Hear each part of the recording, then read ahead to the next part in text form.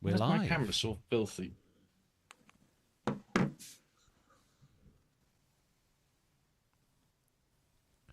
His camera is so filthy. That's better. There we are. It looks less like a potato phone from the early 2000s now, camera.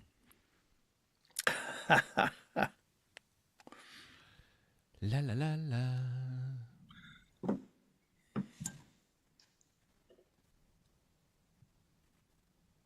There was an aircraft now flying over our house. Where's that off to? We just had a Eurofighter from Coningsby go over the house at about 800 feet. Oh. Earlier on this afternoon, rattled the windows slightly. Oh, he's gone right over the top of my house. China Eastern Airlines, A330. Out of Gatwick? Yes, it is, yeah. Going to Shanghai. 30,000 feet and climbing. Arriving in 10 hours and 25 minutes, blimey. It's a long way, mate, isn't it? Yeah. Do.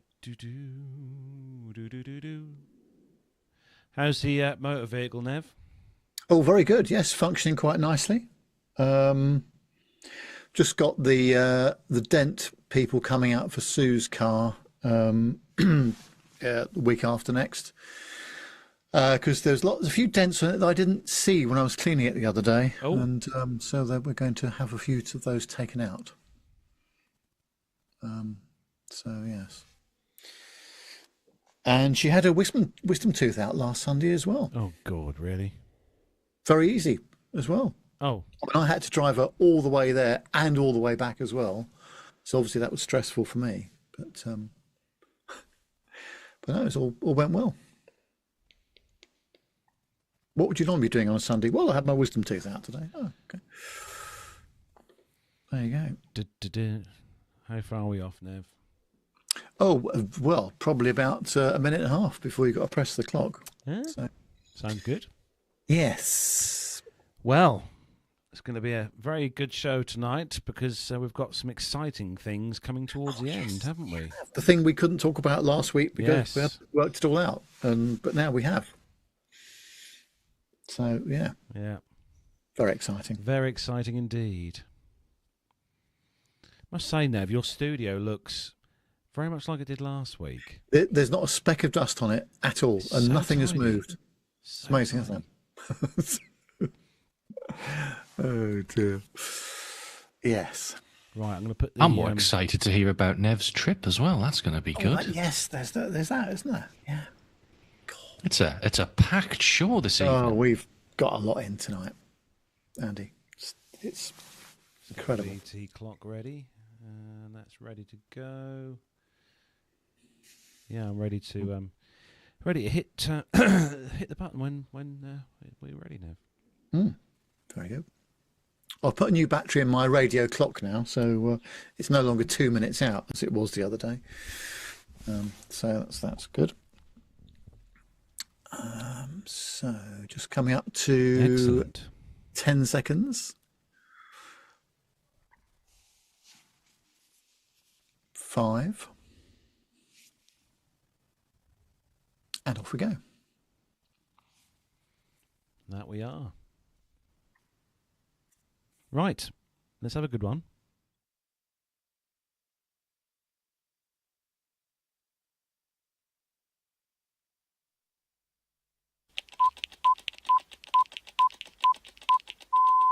Ten, 9, 8, 7, 6, 5, 4, 3.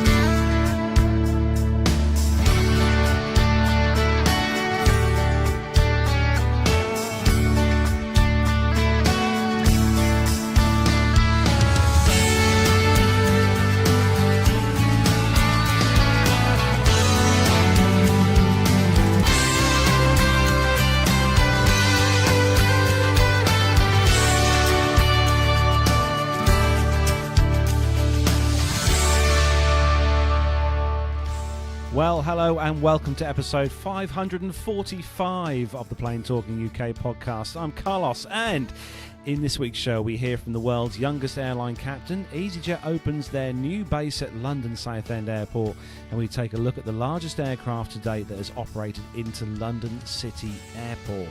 In the military news this week, the RAF says farewell to their last 3 Puma helicopters, and the US Air Force retirement fuels Embraer's ambition with the KC-390 Agile Tanker. We'll also hear from Nev about his visit to Brooklands last Friday and his memorable trip on the British Airways Concorde simulator. And this week, it's a double helping of retro airline ads as we head back to 1985, where we set phasers to stun, and fast forward to 1992 for a look at world-class IFE, but is it in HD? So joining me this week, he's back with us again this week over in the glorious sunshine state of Buckinghamshire, is of course Neville Bounds. Hello, Nev. Business is hectic, I must say. There's so much going on at the moment. But no, back for some more, and we'll be reporting on the Concorde simulator experience last week as well. I managed to hand out quite a few of my Plain Talking UK business cards as well to some of the crew there, and some of the people that were flying the sim as well. So hopefully we might even have a few more listeners tonight and going forward as well, which would be nice. But yeah, it's been quite a hectic week in aviation as well. So we've got plenty to talk about. Yes, we have indeed this week. We've got, as I said, a double bubble of retro airline ads, and I don't know if you read the script, Nev, for this week's retro airline ads. Have you got an inkling as to what the one of the ads might be about? I don't know, so I've not seen the VT yet. So I'll be interested to see what you've come up with this week. But no, I'm fascinated by them all. To be honest with you, and there was some really high quality stuff back in the day when flying was still. It's considered a bit of a novelty, especially the more luxurious transatlantic stuff as well. Just wait till you see the IFE on the second one, Nev. You'll be so impressed. Okay. So impressed. Can't wait. And joining us back this week, it's our resident airline captain, training sim captain, and all-round good guy. It's, of course, Andy Wilson. What, me? Yes. All-round good guy? Oh, that's very kind of you. Yes. It's nice to be back. So how are things across your neck of the woods, Andy? I guess you've been enjoying the sunshine and the rather breezy conditions we've had today. Yes, well, I'm still not flying. I've got less padding on my hand this week. It's getting smaller, which is good. And, well, I sent you guys the gory picture of the scar underneath, which is quite sizable. But it's slowly but surely getting better. So, yes, I've just been lapping up the sunshine, wandering around town here. It's been very nice. So, Andy, you've got something very special that's coming up at the top or the end of the show tonight. Can you give the listeners a little hint of what's coming at the end of the show tonight? I can give a very small hint. It involves, let's say, it involves a simulator and potentially people listening to this podcast. How about that? There you go. So make sure you stay tuned to the show tonight right to the very end, because we have got something very special coming up right at the end of the show, courtesy of Andy. So, yes, and well, it's going to be awesome. It's going to be awesome. Right, and so Nev, it's the beginning of the month, and as always, we have to say thank you to some very special people indeed. Yes, we do. And of course, without your assistance, this podcast wouldn't exist at all. So we say thank you very much to our Patreon and PayPal donators. And this month they are Richard Adams, Derek Smith, Bill Aronek, Sam Dawson, Alex Robertson, Dirk S, Sasha Beer, Stephen Ivey, Nick Codling, Lewis Casares, Alan White, Stephen Howland, Tanya Wyman, Nicholas Hewitt, Masha Hiertz, Ruben Wells, Neil Landwarm, Graham Haley, Jonathan Warner, Jordan Rose, Andrew Wilson, Captain Jeff, Adam Spink, Liz Piper, Jeff Ward, Stuart Backer, Stephanie Plummer, and we have a new Patreon donator. That's Carl S., who's in New Jersey. Thank you very much indeed for your contribution, Carl. That's fantastic. And the people that have donated to us via PayPal are Jenny Parkinson and Mazuz Kareem. Thank you one and all for your excellent contributions as always.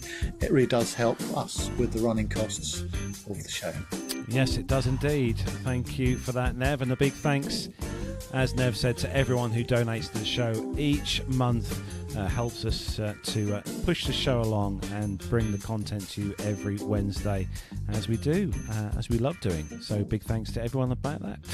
So moving on to, let's have a look and see who's in the YouTube chat room this evening. Who we got, Nev? Let's have a look. Hobby Time, hello to you. We've got Mazuz Karim, good to see you in the chat room. We've got Captain Cruz is also in there. Good evening. Flyer152, hello to you. Dirk S., our resident retro airline ad lover, Dirk S. Richard Adams, hello to you as well. John Jester says hello. And who else we got? Let's scroll in. Darren Smith, hello to you. Darren says, evening plane people. There we go. The lovely Masha says, good evening, everyone. Hello to you, Masha.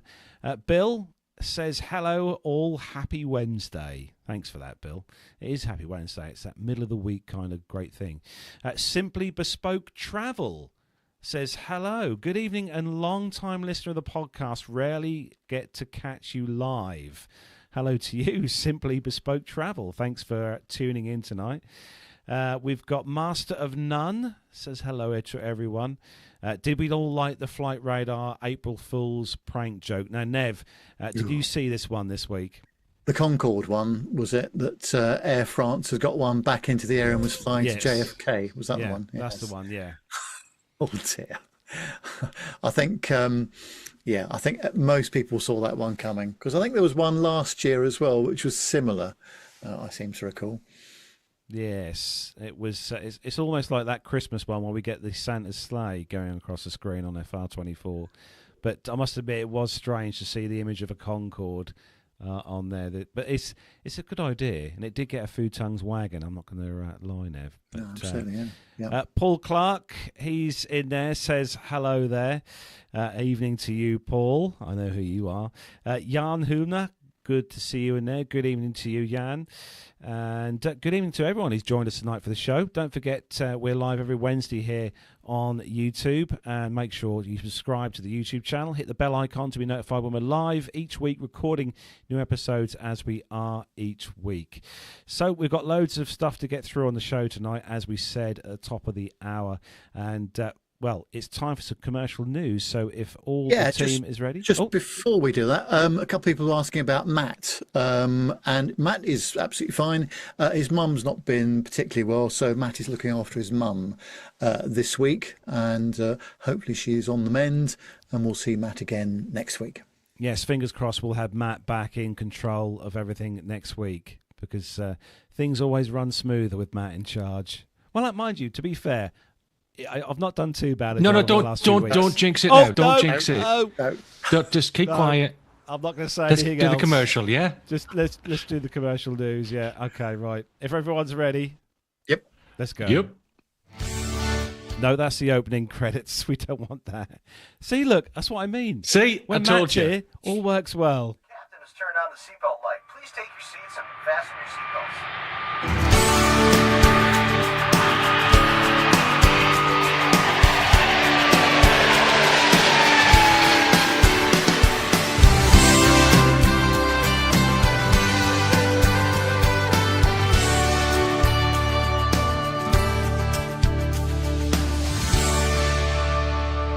And this week's first news story comes to us from thedailymail.co.uk.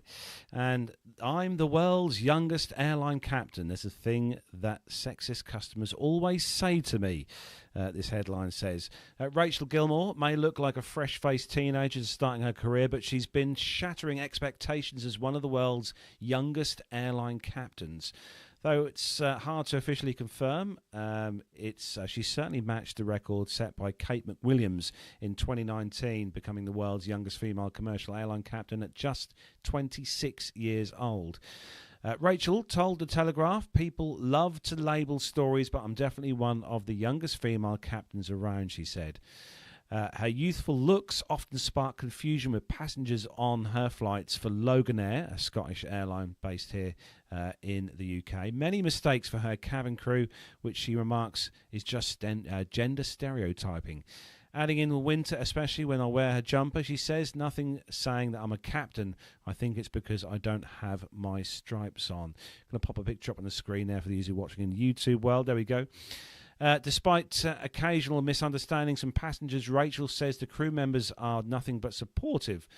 And she says, I've been supported by the team and my colleagues, and nothing derogatory has ever been said to me, she said. While female pilots are becoming less of a rarity, the numbers are still low. Women make up just 6% of pilots worldwide. Yet Rachel remains determined to be a role model for young girls aspiring to join the industry, especially with the rise in female pilot licenses. Between 2019 and 2023, the UK saw a 26% increase in female pilots, according to the Civil Aviation Authority. A huge barrier to becoming a pilot is the costs of training, which can set students back £100,000, making aviation seem out of reach for many. However, Rachel took a different route, earning her private pilot's licence before pursuing her commercial qualifications while gaining on-the-job experience. She said, you've got to be determined. The exams are tough. Her hard work paid off. At just 26, she became a captain, just 5 years over the minimum legal age for commercial pilots. In the cockpit, she said, there are two seats, the captain on the left and the first officer on the right. While we both work together, it's the captain who bears the final responsibility, and there are tough decisions to make. She says it's a big jump in responsibility. Despite the challenges, Rachel's favourite flight is still the stunning route from Glasgow to Stornoway over the Outer Hebrides. There's nothing like a clear, sunny day flying over the sea, she said, even though the routes are the same. The weather conditions are always make each flight unique. She even took her parents to the scenic Stornoway route, showing them her world. It was a special moment, she said. As much as I tell them what I do, they only truly understand when they can experience it. Rachel's journey to the cockpit began when she was still at school, and at the time she wasn't interested in the traditional university route, and she knew she wanted to do something dynamic, and loves travel, and new aviation was the right fit for her. So, Andy, begs the question, how many female pilots do you have working for the company you fly for? You don't know? I don't know the exact figure, no. I don't know how many male pilots we have working for the company. But well done to her to get her command at such a young age. That's brilliant. And she's really worked hard for it as well, which you can clearly tell. And she's very astute in talking about these bits of pieces. There's a lot of errors in this article, but that's what I would expect from that particular publication. But no, well done to her. But they're very true about the cost of flight training does prohibit a lot of people from getting into the industry, and I really do hope that we see a lot more sponsored schemes again in the future. Yeah. Do the airline that you fly for, Andy, offer any kind of schemes or things for young pilots? There's tagged schemes, but that still comes at the cost to you, and then you sort of get, there's all different ways of how it's sort of slightly repaid back to you. But there's very few airlines that offer fully sponsored schemes at the moment. And even the ones that do offer very limited spaces as well. Don't you think, Nev, it would be quite good if more airlines offered kind of scholarships or funded courses for pilots, for young pilots? Yeah, definitely. And BA have gone back to that model finally. But yeah, it's quite a thing. One thing I was going to ask you, Andy, is we often talk about the experience gradient between the first officer and the captain. It would be interesting, wouldn't it, with a captain as young as she is, to be paired with a, I don't know, 46-year-old first officer, for example, but presumably they're both qualified to do the job, and therefore they can operate the aircraft. Yeah, absolutely. I've flown with, when I first got my command when I was 30, I flew with guys who were the same age as my dad. And you know, you are the captain. The company has, you've got the prerequisite hours. You've gone through the command course. You've proved you can do it and be in charge and make those decisions. So it's never really a problem. I've never come across a problem. It might be more difficult for female pilots, but certainly you're both trained to do a job. You are the captain. You are ultimately in charge. And I've never come across a problem. I hope other people don't, because, we're professionals. This is a professional job. You're there to do your job. And when your time comes, you might not want your command. That's great. You've got a good job as a first officer. But when your time comes, you'll be ready to go in that seat as well. So there is that bit of professional respect as well between both the seats. Yeah, excellent. Now, Nev, you've got the next story, and we don't want to get political on the show, but we're going to get political. We're going to get political. Yeah, unfortunately, here we go. And of course, here we are on Wednesday, the 2nd of April, or Liberation Day, as one of our chums calls it in the US. It's on theguardian.com, and it says flight bookings between Canada and the US are down 70% amid Trump tariff war. Airline capacity between the two countries has reduced through October 25, and because they're down over 70%, newly released data suggests, according to data from the aviation analytics company OAG, airline capacity between Canada and the US has been reduced considerably, with the biggest cuts occurring between the months of July and August, which is considered peak travel season. Passenger bookings on Canada to US routes are currently down by over 70% compared to the same period last year. Comparing the available bookings from March 2024 to 25, OAG looked at how many people have booked trans-border flights in the 6-month period between April through to September. It found that the number of tickets booked was down anywhere from 71 to 76%. Donald Trump has announced new 25% tariffs on cars from overseas. Well, he hasn't actually announced that yet, I don't think, but there's rumours that he might. Total capacity available for passengers on flights between the two countries has also seen a reduction, and likely a response to decreasing demands. The data shows that more than 320,000 seats have been removed by airlines operating between the two countries through to the end of October, with the highest cuts, 3.5%, also occurring during the peak summer months. But the steep decline suggests that the current capacity cuts do not even begin to cover the current disinterest in travelling to the US. The dramatic drop in bookings suggests that the Canadian travellers are holding off on making reservations, probably due to ongoing uncertainty surrounding the tariff war. Canadian Prime Minister Mark Carney called the latest round of Trump tariffs a direct attack on Canadian workers. Though a decline in travel between Canada and the US was expected, the substantial 70% drop in bookings could require drastic changes for airlines such as Air Canada, which is the airline that has the largest network of border crossings between the neighbouring countries. Beyond the trade disputes, some Canadians say they feel increasingly uneasy crossing into the US following several high-profile incidents of foreign visitors being detained. Now, there's a whole load of reasons, I am sure, why these flight bookings are down. You've got to remember, though, there's a lot of family cross the borders all the time between Canada and the US and vice versa, let alone the business travel. So I'm not sure how much you can read into this, to be honest with you. And until we know really what's going to happen, maybe later on today or tomorrow, it's probably too early to make a sensible comment on what the score is. But of course, this sells newspapers, doesn't it? So the Guardian are hedging their bets, clearly. But it'll remain to be seen what happens. But I'd be surprised if there was a long-term downturn between the two countries. I mean, they're so close geographically, and in some cases culturally as well. And I think that it'll be interesting to see how it plays out. Yeah, Bill in the chat. Bill in the chat room just said, "Sorry, Andy. People are not buying US products in the grocery stores." Apparently, he's just saying. Okay, interesting. Yeah, but aviation is always susceptible to economic variance and changes. It's always the first thing to get hit, especially if you go to the extreme with wars and stuff like that, with fuel prices increasing. So there might be a little bit of that. But the other thing, these guys have gone looking for this story, essentially. Peak summer bookings, you get a big... I'm talking European mainly here, but I'm sure it's the same elsewhere.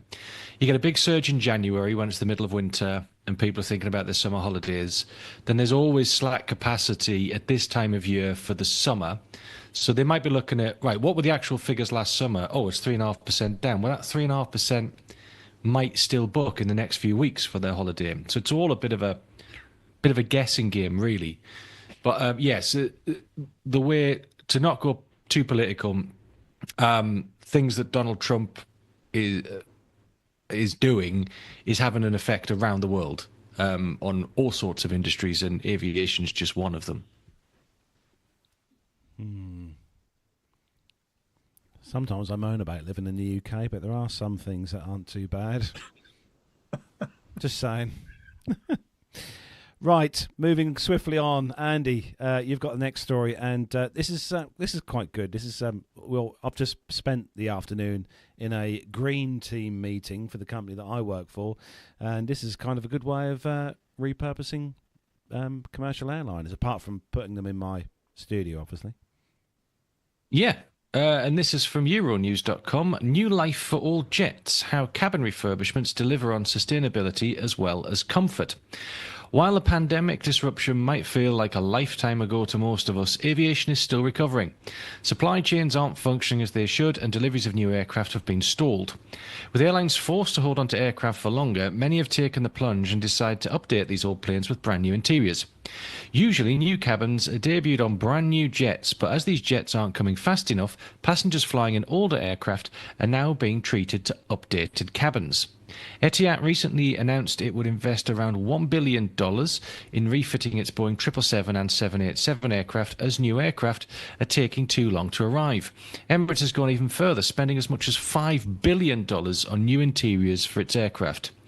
Euronews Travel went to see what goes into making an old aircraft look like new, and how these cabin refurbishments deliver more than just passenger comfort. Although airlines like Emirates and Etihad are spending billions on new interiors, you're unlikely to experience them unless you're flying long haul. Airlines are taking care of short-haul flyers too, however, with several carriers undertaking significant overhauls of their smaller aircraft. Finland's flag carrier Finnair has recently undertaken a retrofit of its long-haul Airbus A330 fleet, installing its new business-class interiors to bring it into line with its newly delivered A350s. With that complete, it will take time to turn its attention to its regional aircraft. Getting a revamp now is Finnair's fleet of 12 Embraer E190s, which have an average age of 16.8 years. Operated by its regional partner, Nora, some of these aircraft are pushing 19 years old, but thanks to a fresh new look, you'd never know it. We see this renewal as an important investment in travel comfort, and our aim is to provide a harmonious, fresh and inviting travel environment for our customers, explained the engineers at Finnair Technical Operations.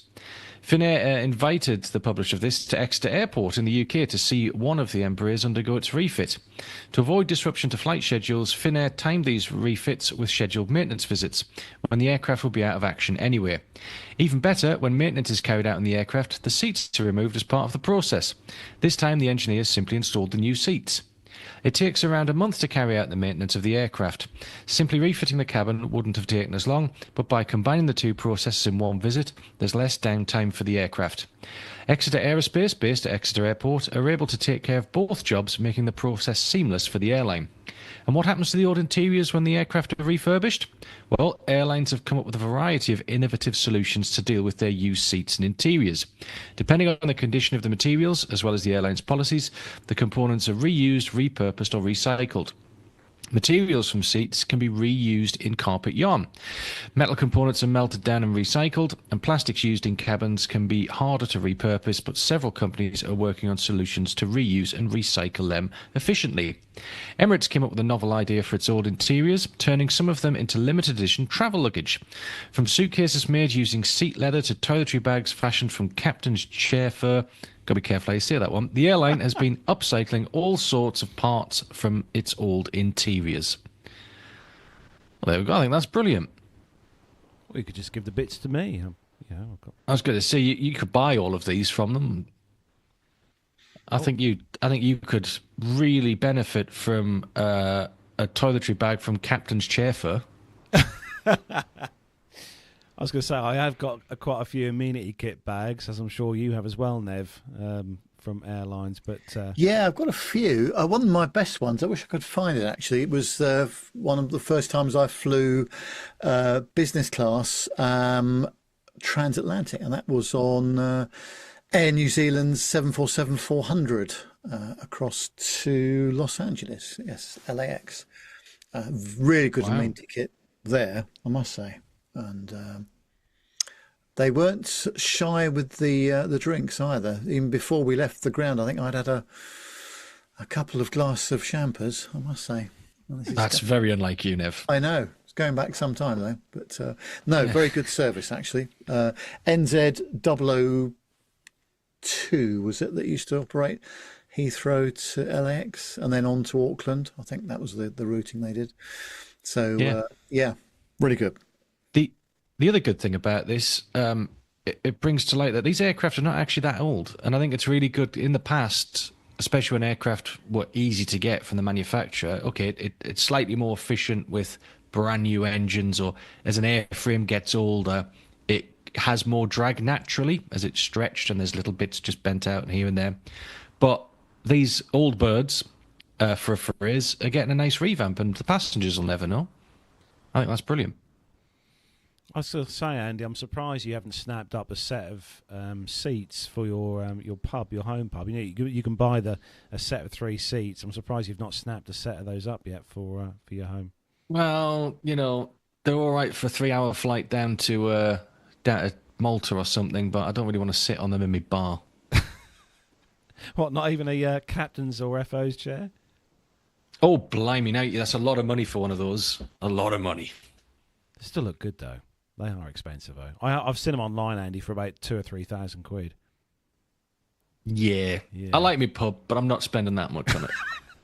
I'm still waiting for a piece of an Airbus to appear in your pub. It will. It will one day. It'll be right behind me here. It will. All right. You heard it here. Right, moving on to the next story. Good news for us here in the UK, especially for us people who live on the kind of east coast of the UK. This is from bbc.co.uk. easyJet opens base at London Southend Airport. easyJet has opened its new 3-aircraft base at London Southend Airport. It will run 122 flights per week across 20 routes, creating 140 new jobs in the process. While the airline resumes flights following COVID-19 pandemic in May 2022, this move means with easyJet aircraft it will remain at Southend permanently. CEO Gary Wilson said that the base will help the airline and serve many more customers, providing value and more choice, adding that it supports critical connectivity and jobs for the UK. The airline is taking passengers to 13 new destinations from Southend this year, including Gran Canaria and Reus in Spain. easyJet was forced to withdraw from London Southend Airport back in August 2020 due to the COVID-19 pandemic. It was the airport's largest passenger airline at the time, carrying around half of all customers passing through its gates, but the pandemic lockdown saw a 90% reduction in passenger numbers. Ryanair and Wizz Air also pulled out of Southend, meaning that for a time passenger flights ceased altogether.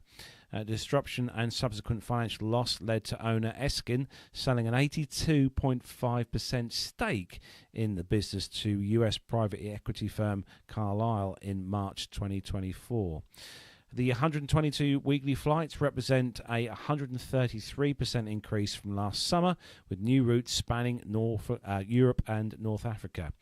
London Southend Airport CEO John Upton previously said that the base is indicative of the demand from people in the east of London, Essex and the wider East Anglia. Yes, I know, because that's where we live. But this is awesome news, because it is quite a nice drive down to Southend Airport. I've done it a few times. And the airport is so easy to get through. It's just phenomenally easy to get through.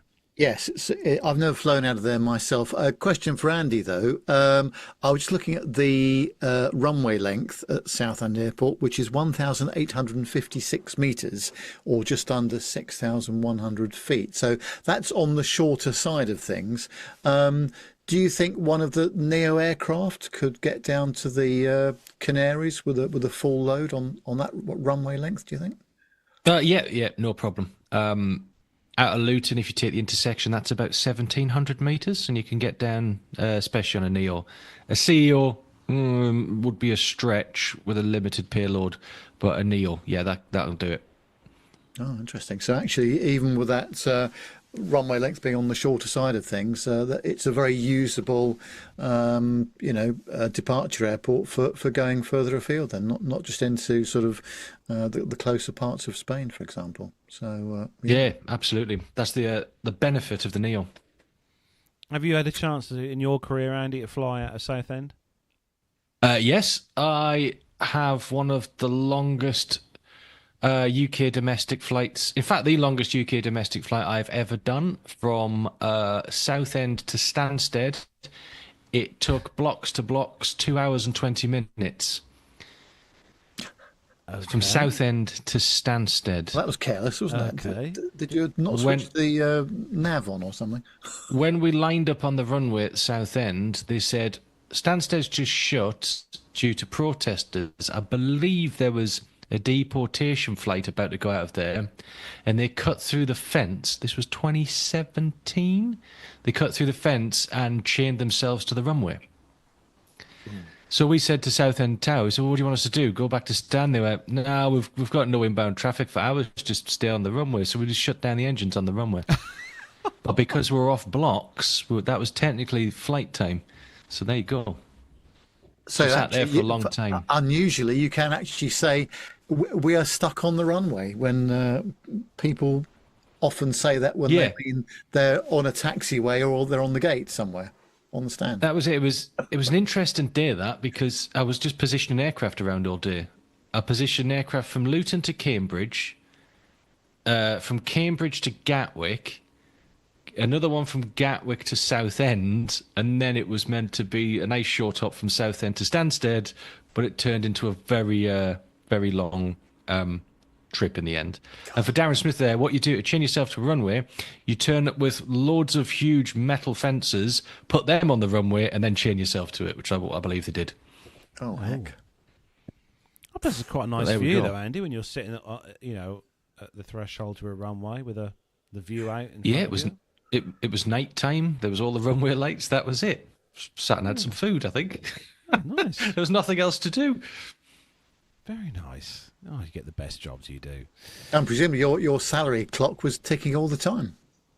Well, it doesn't work like that, unfortunately. That's another 20 grand in the bank. Yes. Yeah. Right, Nev. You have got the next story, and it's UK airline rankings. Well, yes. You know what? One of my pet peeves, isn't it, is boarding an aircraft. Why is it so difficult? How is it so difficult? Well, they've even got a league table of who does it well and who doesn't do it well. It's on the mirror.co.uk. And it says that there's a 2025 customer survey of over 9,000 flights has revealed the best and worst UK airlines based on boarding experience. Not just UK, actually, it's European airlines as well here. So you can find out how BA, Ryanair and other popular carriers ranks out of 5 stars. Your experience at the departure gate is likely to be telling of your flight ahead, or at least set the tone for the journey. Chaos at the gate and unfriendly staff does not bode well for your flight experience, whilst clear, helpful communication and accommodating gate agents can be promising signs for a smooth, stress-free ride. That's why it's important to know how your airline ranks amongst travellers for boarding experience. And to answer this important question, the UK Consumers Champion, which polled thousands of travellers between November and December 2024 to create a definitive ranking of the best and worst carriers based on boarding experience. Now, whilst most UK airlines rank decently well or unsurprisingly low, 2 carriers have distinguished themselves as a cut above the rest. When it comes to short-haul flights, Loganair ranks the highest amongst UK airlines, receiving 4 out of 5 stars for boarding experience based on customer reviews. Virgin Atlantic also received 4 out of 5 stars for boarding experience among long-haul airlines, ranking the best amongst all other surveyed UK airlines. Unsurprisingly, Wizz Air and Ryanair rank the worst amongst UK airlines for boarding experience, receiving 2-star and 1-star ratings respectively, with notoriously cheaper airlines whilst notoriously cheaper airlines, both Ryanair and Wizz rated poorly when it came to value for money as well. Reportedly, 47% of Ryanair passengers also said that the airline did not provide an explanation for flight delays or their rights after cancellations. Whilst Loganair ranked the best for boarding experience, according to which, Jet2 is the best provider overall. Despite only receiving a 3-star rating for boarding experience, Jet2 had stronger booking experience, better customer service, and was indicated as the least likely to cancel flights. The 2025 Which survey was based on 9,325 flight experiences and also ranked customer service, booking process, food and drink, seat comfort, cabin environment, value for money and cleanliness on a 5-star rating system. So the short-haul airlines, this goes from 4 stars all the way down to 1 star, and the order which they appear is Loganair, SAS, not that SAS, the real SAS, Scandinavian Airlines, Aer Lingus, Jet2, KLM, Norwegian, Aegean, Lufthansa, TAP Portugal, Turkish Airlines, Vueling Airlines, Wizz Air, British Airways, quite well down at the bottom there, TUI Airways, easyJet, and Ryanair with just 1 star at the bottom there. That's the short-haul airlines. These are the long-haul airlines based out of 5 stars. So right at the top of the shop is Singapore Airlines with 5 stars, followed by Etihad, Emirates, Qantas, Virgin Atlantic, Air France, Delta Airlines, KLM, United, Qatar, Lufthansa, Turkish Airlines, Cathay Pacific, TUI, Aer Lingus, American Airlines, Malaysia Airlines, Air Canada, and right at the bottom, you've guessed it, British Airways. But isn't this? I know this is based on boarding experience, right? But it's not 100% all down to the airline itself when it comes to the boarding process. No, so you've got obviously ground handling folks such as Swissport and Menzies and all sorts of other people around Europe who are responsible for boarding. So again, the airlines have subcontracted that function to them. So although your ticket is with Ryanair or BA or whoever, the people that are operating the business on the ground very often are gate handling agents themselves. So yeah, it's a bit of an odd survey really. And although, Which is considered quite a good magazine and they do their stuff quite diligently, I think it's quite a difficult stretch really to talk about boarding experience quite in that way. But maybe Loganair right up there because they're operating smaller aircraft for a start. Yeah, that's what I was going to say. It's incredibly subjective because you could be getting on, I don't know, a Ryanair flight that's only got 40 people on. It's a breeze. You're straight on. Everybody's checked their bags already, so there's no issues there. And then the next time you're getting on, it's a full flight. Everybody's got cabin baggage. It's a mess. So yeah, very subjective. But Jet2 seemed to sort of nip in at the nearer top there, with 3 stars. So they were fairly. I heard a lot of good things about Jet2. I heard a lot of good things about them. And Jet2 mainly use their own ground handling as well. It's not subbed. Which I'm sure makes a big difference. But yeah, BA Nev, very sorry to see those guys. Well, again, BA don't operate their own ground staff everywhere. I think they do at Heathrow, but certainly Edinburgh, for example, it's subcontracted to Menzies from my memory of that. So, yeah, and I think it all just depends on who you get on the day and how helpful people are and how stressed people are and also how unreasonable some of the passengers are as well. That's the other thing I would note. But, yeah, there's lots of things to shove into the mix when you're doing these surveys. And as Andy said, highly subjective as well. Now, Andy, you've got the next story, and it's all about a particular airport here in the UK that's doing something right for aviation enthusiasts. Yes, this is an airport I know very well. This is from the Manchester eveningnews.co.uk. A Manchester airport pub playground reopens after revamp with spectacular views of the runway. When it comes to eating out, few places are as uniquely located as the airport pub.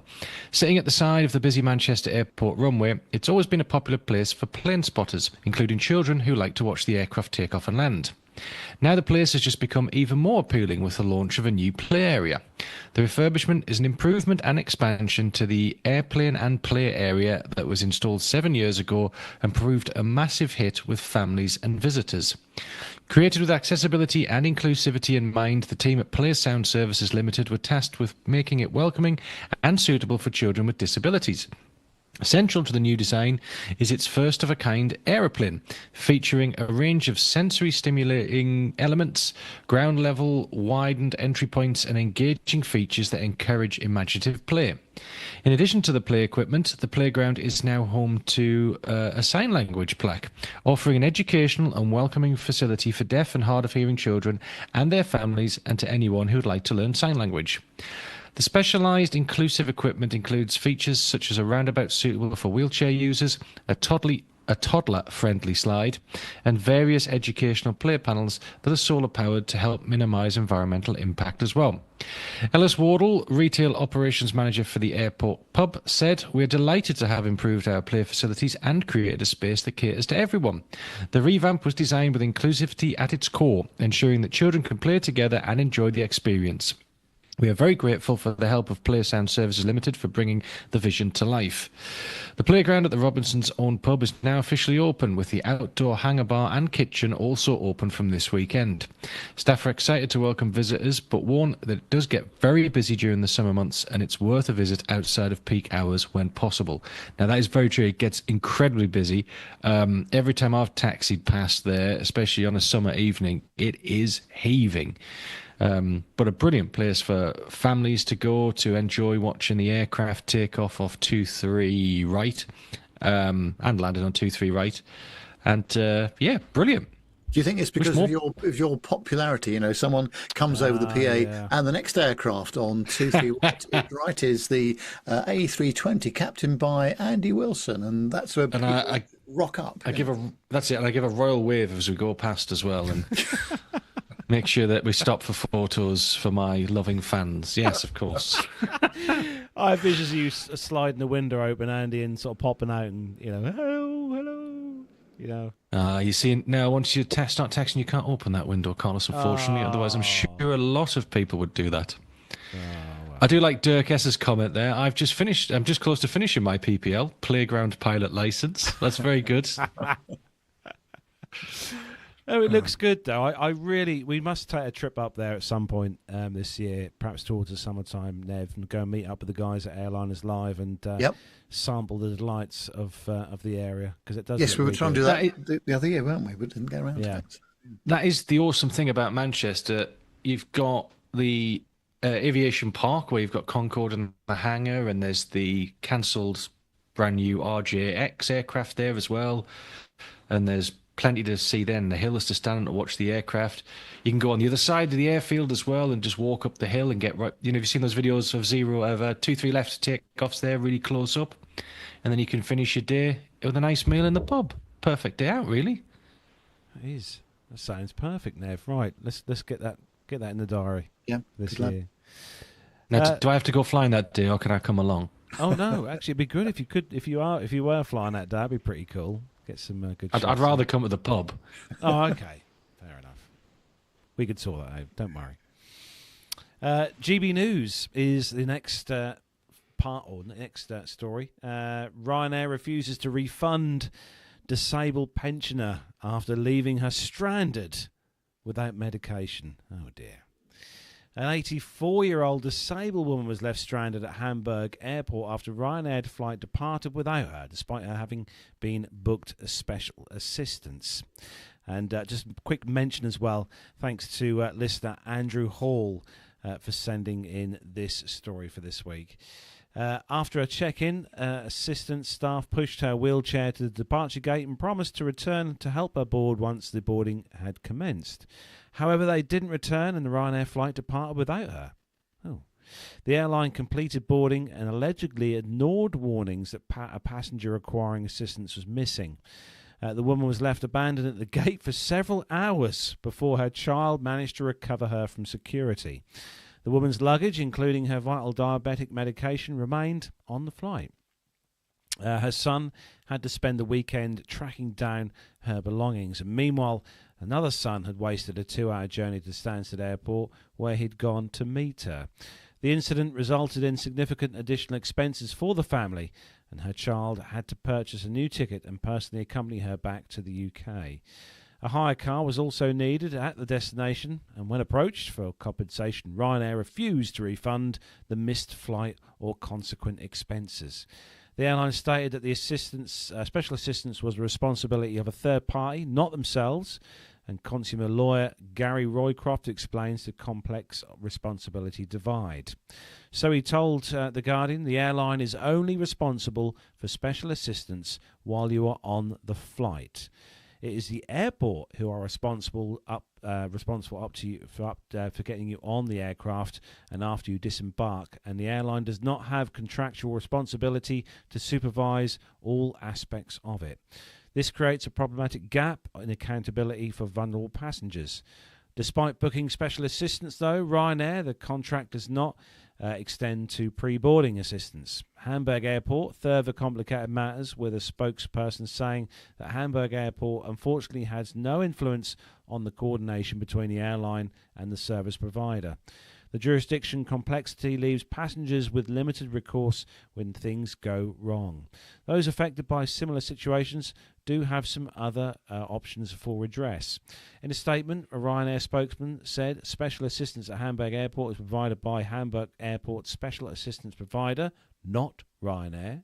This passenger booked the special assistance for this flight from Hamburg to London Stansted on the 26th and 24th of September. However, we regret that Hamburg Airport Special Assistance failed to board the passenger prior to the gate closing and missed boarding for the flight. Subsequently, the passenger's bag was not removed from the flight to London Stansted due to an error by the third-party handling agent at Hamburg Airport. Before departing, gate agents made several announcements advising passengers of the flight boarding time. However, this passenger was not boarded by Hamburg's airport special assistance provider during the boarding process. They said they apologised to the passenger for any inconvenience caused as a result of Hamburg Airport special assistance provider's error. Following up comments from Andrew Hall, who sent us in this story, he's just questioning a few things. But the first one is they departed with no-show passengers' bags on board. And the other thing he said... Hang on, let's do them one at a time, Carlos. Let's do them one at a time. You fire away. Yeah, that is a big no-no. Lockerbie, that's all we have to say. That's why it's a big, big no-no. I don't know what happened with ground handling side here. They should have known that passenger wasn't on board and they had bags in the hold, because that's the only way that bag could have got on the aircraft. So that should have been reconciled and removed. So that's my biggest concern with this entire story.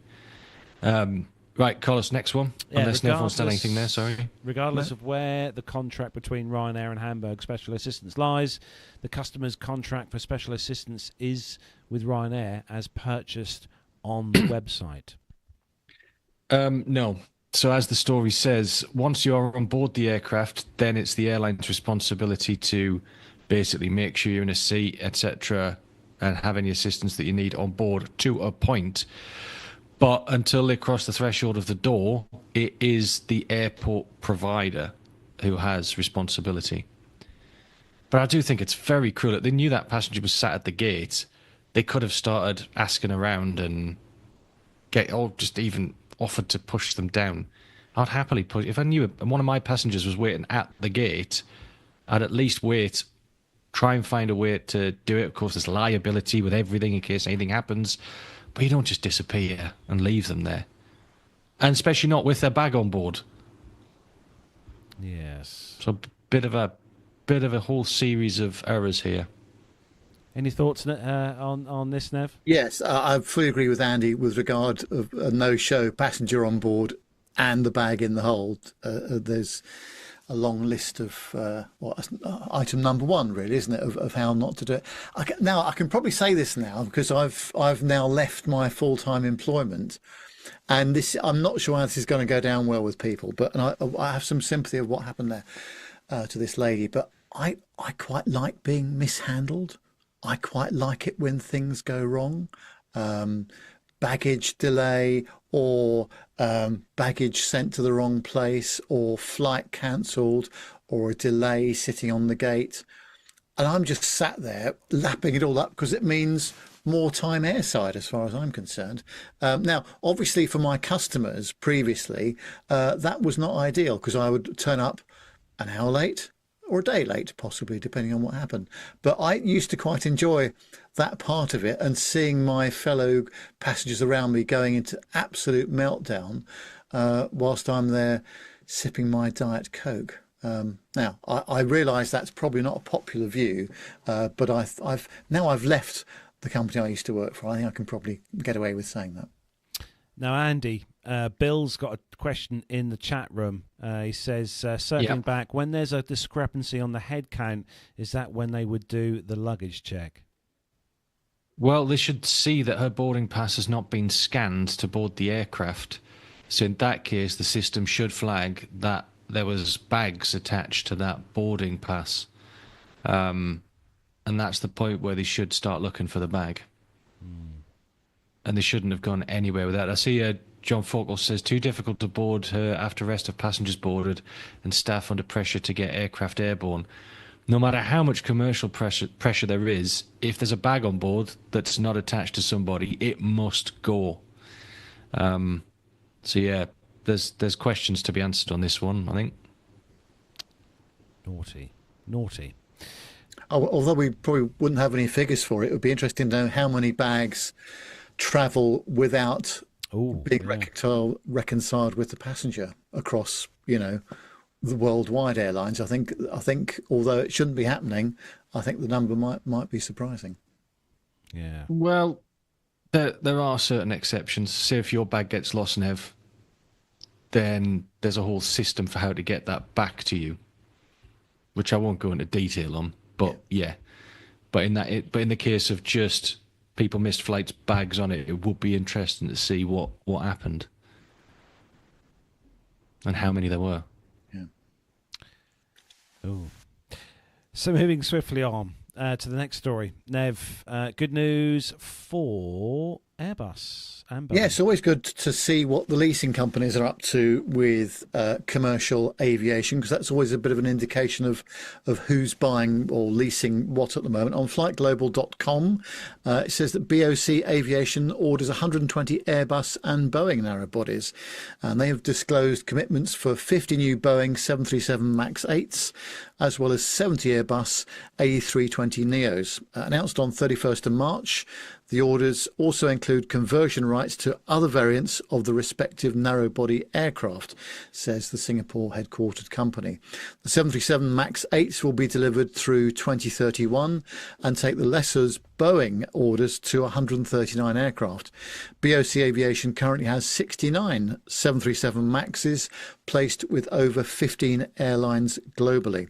The A320neos, meanwhile, will be delivered through 2032 and lift BOC's aviation Airbus order book to around 200 jets.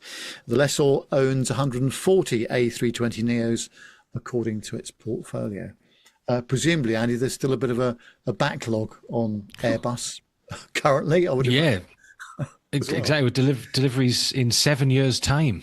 Yeah. The backlog is huge. As alluded to in a previous story, the supply chain is still massively disrupted, and there's still a massive shortage on parts. So getting a new final built aircraft out of the factory is hard work at the moment. But at least the orders are still there. Yep. No, good to see that. Excellent. Say, we cover stories nearly sort of every other week, don't we, about orders coming in from various different airlines or leases or lessors like this. But it is just orders on top of orders on top of orders. It's the backlog must be phenomenal for both manufacturers, Airbus and Boeing. Absolutely crazy. But it's still good news though. Oh yeah, it's brilliant. it's always good to see aircraft orders going in, even if some of these are for Boeing. But that's by the by, you know. Yeah. Right, Andy, sticking with you. This is quite an interesting story. I've seen the pictures of these being tested on aircraft, but I have to say this is going to look very strange on an A320. Yes, and thanks to Bill for this one from avweb.com. It's Airbus planning open rotor engine for A320 replacement. Airbus says it's considering using an open rotor engine on its replacement for the A320. The company has been working with CFM to develop the engine, which has primary and secondary counter-rotating turbine vanes on the outside of the engines rather than being encased in a nacelle. Exposing the turbines makes the bypass ratio a lot bigger, and that improves efficiency. CFM spokesman Mohammed Ali said they are expecting a 20% reduction in fuel burn by the new engine. That is the fuel burn opportunity that we are thrilled and excited about, Ali told Simple Flying, and it's not a vision in the future. We've done hundreds of tests already to demonstrate that project, and the engines will make a different noise to conventional jets but won't be any louder, he said. The new single-aisle design may also borrow a concept from the Boeing 777X and come with a folding wingtips. Long, thin wings are more efficient at altitude, but airport ramps and gates aren't set up for them. Boeing solved the issue by folding up the outermost 8.6 feet of the wings.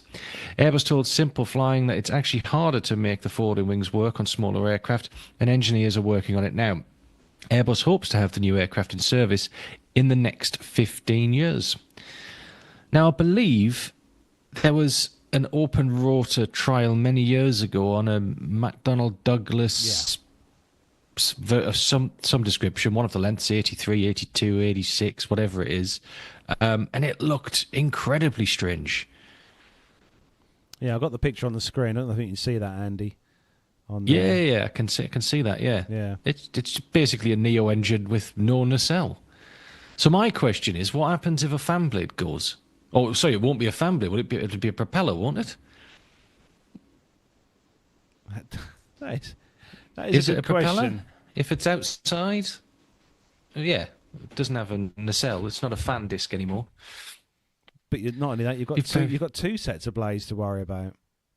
Yeah, As in, and then what happens? What happens to the balance of the engine if you lose one blade while the other shaft's counter rotate? I guess that balances some of it out.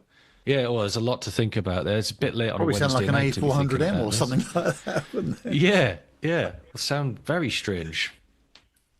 And I wonder if it says they're saying it won't be much louder, but turboprops are considerably louder than jet aircraft in some circumstances. I suppose the A400M sounds lovely. It does. Let's yeah, just hope for something like that. Yeah, definitely. No, I like the sound of that. actually, I've just grabbing online. If I can just pop this into the folder just quickly, guys. I've managed to find a picture. I think this is the one that you were on about a moment ago, Andy. If I just grab that and then put that there. There we go. Should be on the screen now. There we go. Ah, yes, there you go. Yeah. So that was at the rear of the engine. I said, okay, yeah. But I remembered I'd seen it somewhere before. But there must be a lot of reinforcement have to go into the fuselage for one of these to get through tests. It's very strange. It does look very strange. Mind you, with that engine being at the rear of the aircraft, I suppose the noise wouldn't be too bad. I suppose inside, no. Still looks really weird, though. Yeah, very interesting. Yeah. I find it interesting as well that they're talking about this sort of open rotor design. Are they going to then try and incorporate hydrogen power into that as well, if they want to go fully as green as possible? Really? That'd be quite interesting. Well, I'm just saying, I wonder if they could. I don't know. What, I'm also looking at the chat, and a lot of the comments in there as well, which are quite interesting. Go on, fire away. No, I think we should probably leave them out of the show. Oh, okay. There's some very good ones in there, though. There we go. Now pop another one on the screen there. There's the 7.2, Andy. I don't know if you can see that one. Ah, yes, that Bill mentioned there as well, yeah. And that looks like it has counter-rotating, yeah. Unducted fan engine, I guess the UDF stands for. It does look kind of... That's What do you think of that, Nev? Yeah, well, I think that propulsion, I mean, obviously it's been largely unchanged for many years, but it's been the LEAP engines on the Neos and things like that on the Maxes that have really changed things. But that is a seriously radical change, isn't it? To come up with this kind of thing. So, yeah, it'll be interesting to see. And you wouldn't want a fan blade departure under those circumstances, would you? No, not at all. This next story comes from traveldailymedia.com. Helvetic Airways operates largest ever jet into London City Airport. The first commercial flight of the Embraer E195-E2 landed at London City Airport, operated by Helvetic Airways on behalf of Swiss International Airlines. This is now the largest jet from London City Airport. Helvetic Airways is making history at London City for the second time in 3.5 years, after the Swiss regional airline became the world's first commercial airline to land an Embraer E190-E2 at London City Airport in the autumn of 2021.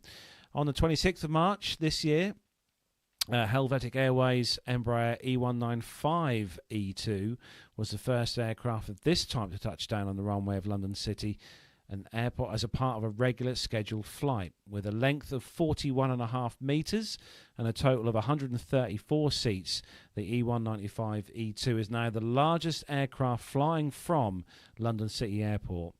The E195-E2 also has the lowest fuel consumption per seat of all aircraft operating at London City.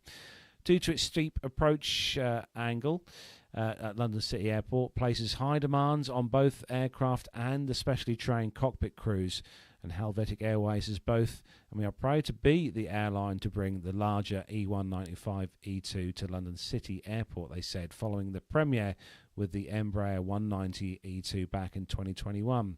This makes us the only wet lease operator in the world to land at London City Airport with 3 different Embraer aircraft, allowing us to offer wet lease customers the greatest possible flexibility, says Tobias Pogrovec, CEO of Helvetic Airways in London during the celebrations for the maiden flight.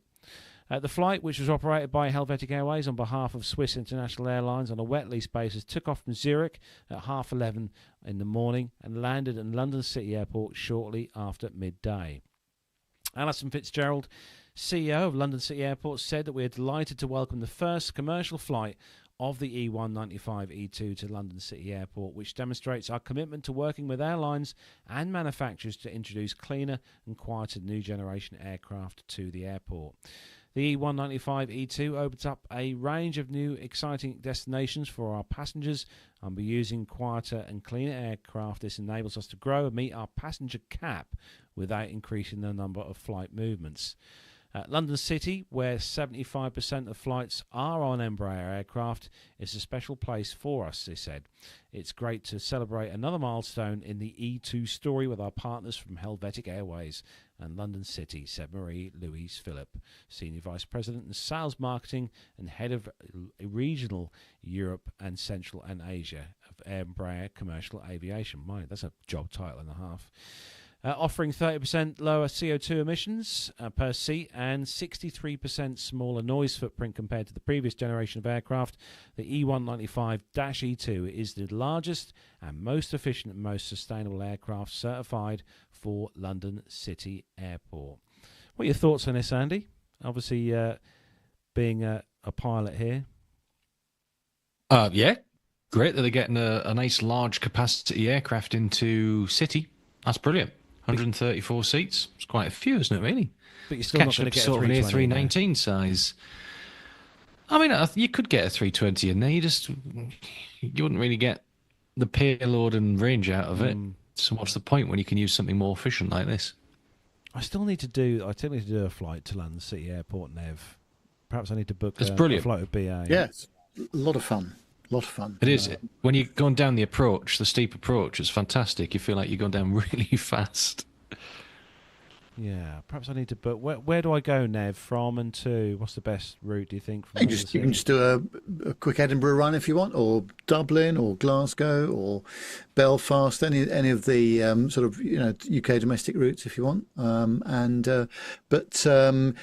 you're doing the Edinburgh routes, then it's a BA E190, isn't it? I think I'm right in saying. And they're very nice aircraft, especially you get row 2 with the most on the right hand side of the aircraft.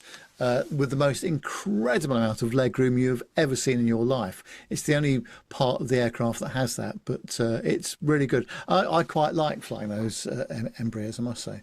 Quite nice little regional aircraft, but with quite decent range. And obviously with this aircraft as well, it's going to do really well on the longer, the medium haul stuff too. So, amazing. Right, sticking with you, Nev, you've got a little piece here, haven't you, that you've been studying over the last few days? Yeah, well, originally I was going to just clip this from the BBC News website, but then you have to take out all of the, what should we say, journalist inaccuracies, of which there were many. And it was actually quicker to do it this way. So this afternoon, I watched for 2.5 hours online the UK government's Transport Committee interviewing the various people involved with the Heathrow power outage the other Friday. And it was quite interesting at times. I'll just read you what they put on the YouTube channel. And it says that could Heathrow's power cut have been dealt with differently?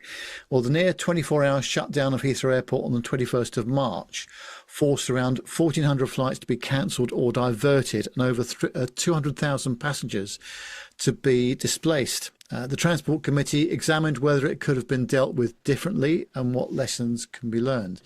MPs questioned CEO Thomas Waldby on the operational factors and decisions that led to Europe's biggest airport closing for as long as it did, and how the vital piece of infrastructure appeared to have been a single point of failure, which it wasn't actually.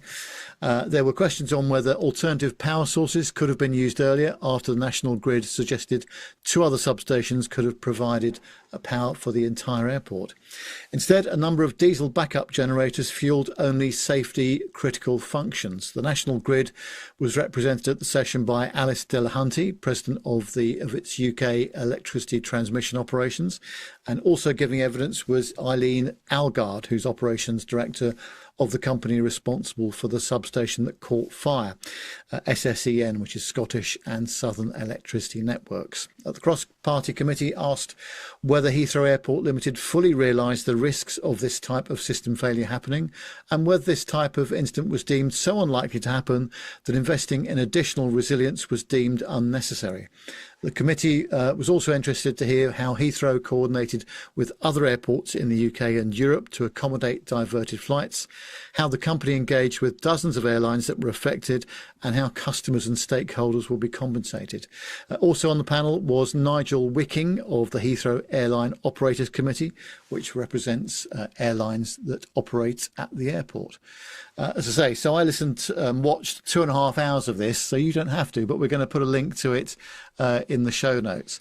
So the main takeaways for me here, and things that I didn't realise until it was revealed at this committee meeting, was that Heathrow operates a no-fault policy, so that airlines cannot claim loss of service from the airport itself. So if it has a power outage or whatever, that's too bad. They cannot claim compensation from the airport. And they reckon it's going to cost the airlines between 60 million and 100 million pounds on the day of the power outage, plus the ongoing costs as well. But apparently this no fault thing is quite common around other major airports. So, for example, the CEO of Heathrow Airport is a Danish fella, and he operated the Kastrup Airport in Copenhagen for many years as well. And he said the same story applies there as well. Heathrow charges the airlines around £25 per passenger for short-haul flights and £50 for long-haul flights. So you can get an idea of the scale of this. Airlines, of course, are very angry regarding the disruptions and the cost that they've had to bear. So Nigel Wicking, who was representing the airlines, was, going to town quite a bit, quite rightly, on what the problems with this whole operation have been and the compensation that airlines have had to come up with, let alone crews and aircraft being in the wrong places. However, I have to say that some of the questioning from the members of Parliament, considering they're on the Transport Committee, not very good. Far too long questions. Short questions should be asked to get more precise answers. My own opinion was because Heathrow had no choice but to close because they didn't know what they were dealing with at the time. They didn't know what they were responding to. It could have been a terrorist event. I mean, all sorts of things. But what the CEO was saying was that we didn't know if we could operate the airport safely. So this is not just talking about the runway and the general operation, but it's about border force, it's about lifts, it's about CCTV systems, it's about fire retardant systems, safety critical backup systems, all sorts of things that they didn't know how much power they had. So luckily for them, in many respects, this all happened just before midnight on the Friday, on the Thursday night, Friday morning. Had this happened during the middle of the day, it would have been a different order of magnitude, because at least there weren't many passengers in the airport at the time, and they were able to evacuate the ones that were there. And of course, at 6 o'clock in the morning, 6 hours later, the fire was still burning in this substation a few miles down the road. So I think under the circumstances, personally speaking, I think the Heathrow management team did the right thing by not operating at all on the Friday. And they were able to get some positioning flights back from airports around Europe and some in the domestic area. So I think one of the first ones that came back was a A380 that got diverted to Gatwick from one of the BA fleets. So then we were able to get back to Heathrow so they could operate a South African service that evening. But these are critical decisions that people have got to make. And one of the points that the CEO made is that there were 400 buildings at Heathrow that were affected in total by this power outage. So there's lessons to be learned, and there's resilience conversations and backup systems and all the rest of it to be talked about. But when you're faced with that situation and you don't know what has caused it, I mean, were there terror events possibly going on in the airport? Nobody knew. So I think under the circumstances, whilst it wasn't ideal, I think they probably made the best of a bad situation by closing the airport for when they did. The knock-on effect is massive, of course. Yeah. Was there any discussion about what they would have done if it had been at peak time? No, how they would have evacuated. How there wasn't actually. That was the one thing I did note. I didn't hear or see anything about that, and I think that they were just dealing with the facts rather than what ifs. And there is a report coming out about the whole thing when all the information is gathered. But I think under the circumstances, I don't know what you think, guys, but I don't think the airport management had any choice because they didn't know what they were dealing with at the time. No, it's a very dynamic situation, isn't it? It's not something that you'd expect, and I'm sure that all of the background info is going to come out. If all this stuff is right about they were told that it was going to happen, could potentially happen, and they did have access to other power supplies, then there needs to be a new process put in place for what to do in the future. But as with everything in life in general, you don't normally find out most of the problems until something actually happens. And they've been very fortunate in this kit. The disruption has not been fortunate at all, but now they've got a chance to put in the correct processes and fix this for the future. So hopefully it should never happen again. Yeah, I'm sure. And I'm sure it happens with airline crews as well. I mean, as experienced as you are on the Airbus, I'm sure you've operated occasionally, or your colleagues have operated with a failure that wasn't on the checklist or that people have never seen before. And you phone up, you speak to the folks at Toulouse and they go, no, never seen that before. Don't know what's going on there. Well, not even failures, just things that happen during the day where you just go, I've never thought about this before. I don't know what to do about it. And you will immediately go for, right, what is the safest course of action here? So that's all they did, really. Yeah. Absolutely. So, yeah, as I say, have a look at the, if you are interested, we'll put the link in the show notes at the end of the show for you. There we go. Thanks for that, Nev. That's very good. I might have to watch that tomorrow while I'm hard at work. Or hardly working. One of the two. Nev, over to you for the next part of the show. It's a favourite of many, I know. Yes, after a serious session there, let's have a bit of fun with the retro airline ad of the week. Well, this week we go back to 1985 with two very well-known faces, and then we fast forward to 1992 and take a look at what was then world-class IFE. Just look at those screens. Someone just asked me why I wasn't flying the plane. And you said, I'm not the captain. anyway, we're on vacation. Can't they tell we're on vacation? Well, why does that look familiar? Because we've been there. I like it better here. Frequent flyers like the future on Western Airlines. It's the only way to fly. Only? What a novel concept.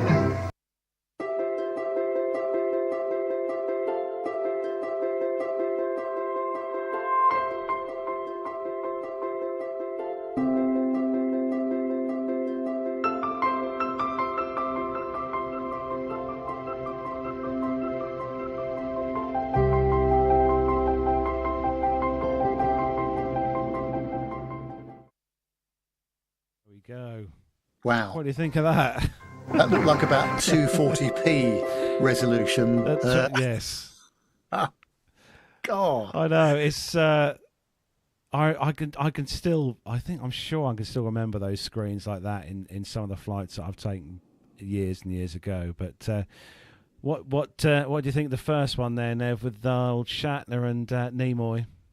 Yes. Well, it's it's hard to remember how long ago this was, isn't it? When we think, what was the year that it went back to? It was the year I was born, Nev, 1985. 1985. God, there we are. So yeah, that's a very long time ago, isn't it? 1985. My word. Yes, it's starting to feel like a long time ago.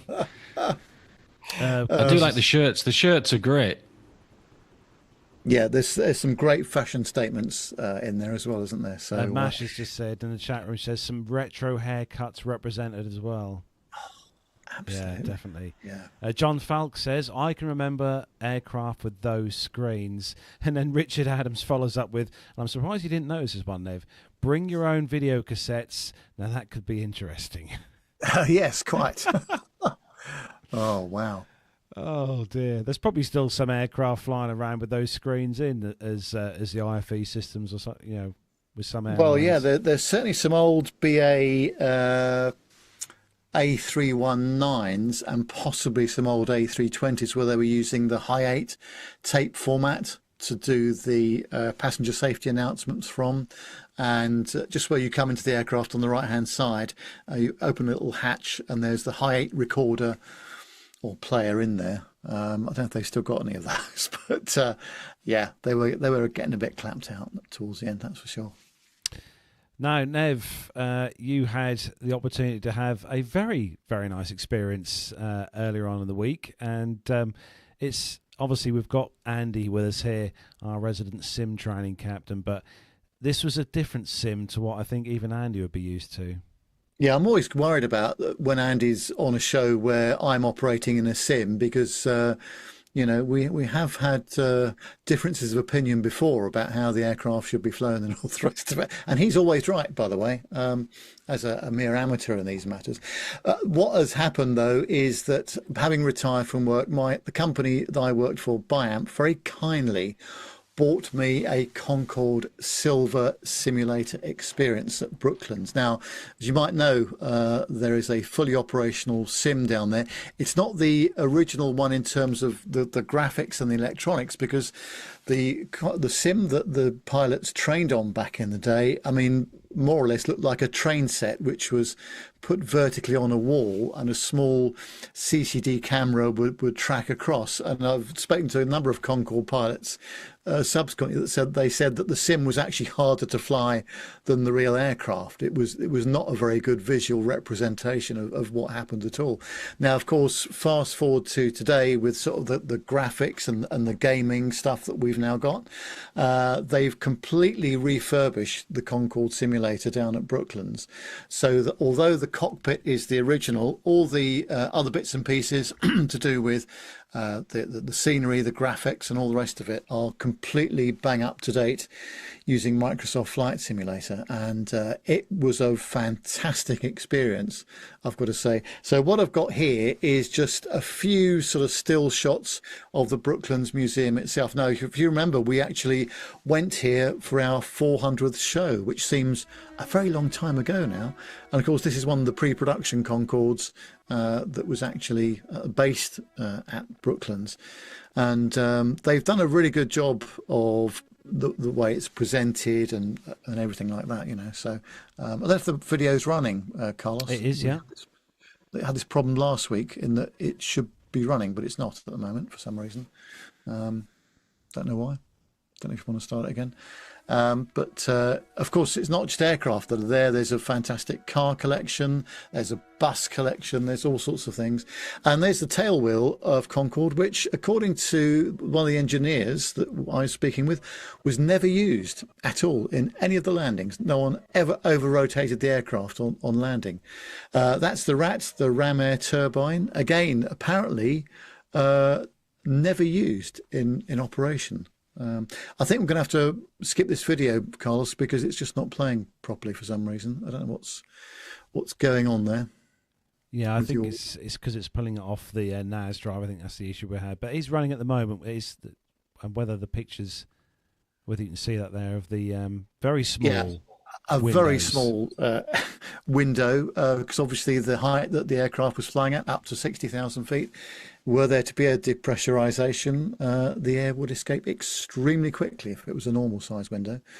It was a great trip to see it again. I don't know if we're going to be able to play the rest of this video, Carlos, because it's just not playing properly at all from your machine. So we need to perhaps have a look at that.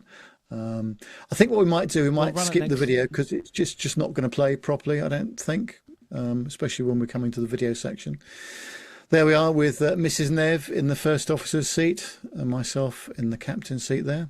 And it was a lovely day too. The weather was perfect, although we never left the ground. But I must say the volunteers that they've got for the Concorde experience there are really good, really knowledgeable, and extremely accurate as well. I've been fortunate in many respects that I've been there, and seen it for some times. I don't think it's going to work, Carlos. Yeah, so we'll pause that. Yeah, rather not play this now because it just won't work, unfortunately. But there was a fully trained person in the right-hand seat when I was in the left-hand seat, and they very kindly gave me a certificate. And of course, as always with aviation, everybody knows each other. So when I said to Andy, when he asked me, "Oh, who was your instructor, Nev?" I said, "Oh, a fellow called Andy Dark." And it turns out that Andy has flown with Andy on a previous sector. How about that? On an A320. Many years ago, back in 2012, we did Luton to Alicante and back together. I think he'd been sent up from Gatwick for the day, and he had to put up with me as his first officer. Poor fella. Great. Oh, wonderful. Well, I'll tell you what we'll do with the video. We'll work all that out and see what's gone wrong, and then we'll play it on next week's show, if that's all right, because it was good. I must say the whole thing about the aircraft, of course, it's all about pitch attitude, so that there's no flaps or slats or anything like that. So it's all about pitching the aircraft up according to what speed you're flying at. I was lucky enough to take off and land from Sydney airport and then go under the Sydney Harbour Bridge at 100 feet with the gear down, and then went over through another bridge further round. And I got a round of applause as well from the from the crews and from the people that are also in the sim. But if you get the chance to go, it's a great day out as well at Brooklands. You can spend a whole day there quite easily. Nice cafe, nice restaurant there, food and drink. But the aircraft that they have there is, a fantastic collection.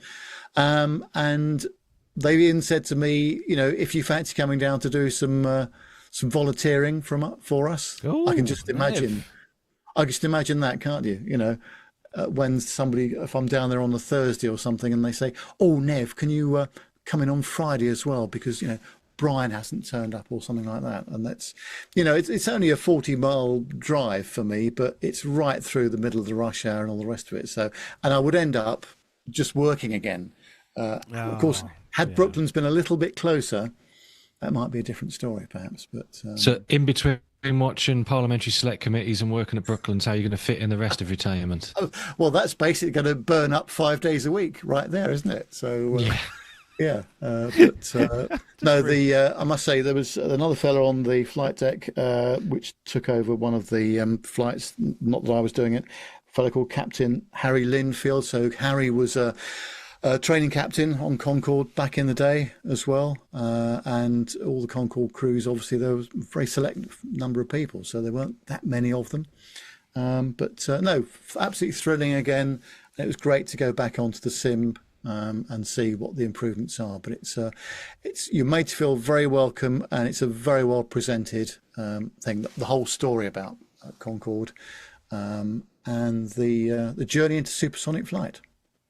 Just looking at the comment in the chat room, Nev, that we've got. Where it is? He says, Dirk Ayers says, Nev yelling at people in a museum, priceless.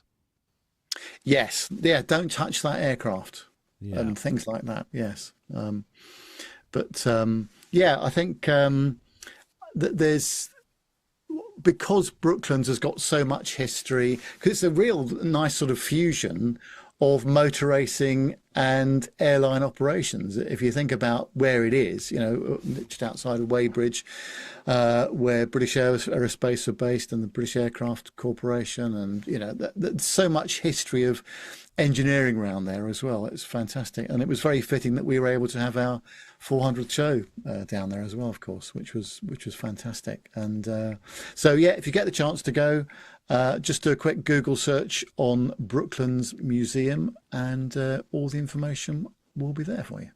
Nice comment from Richard Adams, Nev, in the chat room. Can you see that? Yes, Richard says, could they commission me to make some internal films, explanations of the various ground exhibits, if I wanted the work? Well, only being 8 weeks into retirement, I'm actually not looking for other work at the moment.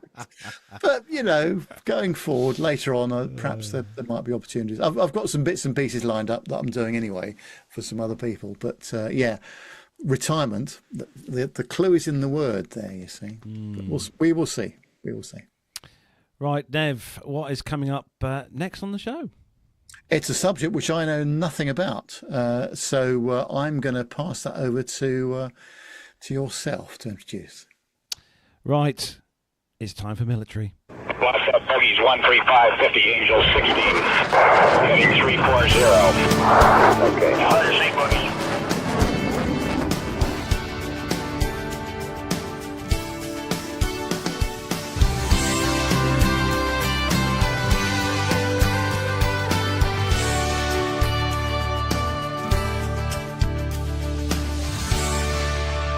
Yes, it's time for the grey stuff. This first one comes to us from flightglobal.com, and the headline on this is RAF waves last Puma transport helicopters into retirement. Now, I remember seeing these so many years ago at some great air shows I used to go to.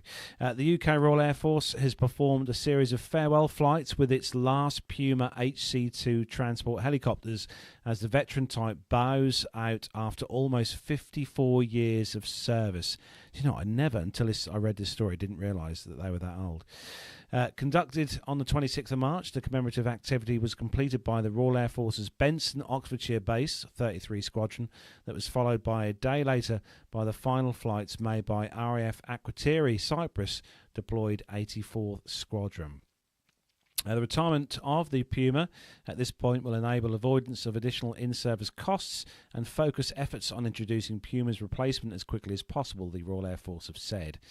The type's overseas support role will be assumed from the next year by 6 on-order Airbus helicopters, or the H145s, to be deployed in Brunei, Cyprus, and being the Boeing as well, they can have their Chinook CH-47 Chinook transports, which will be allocated to this task during the interim period.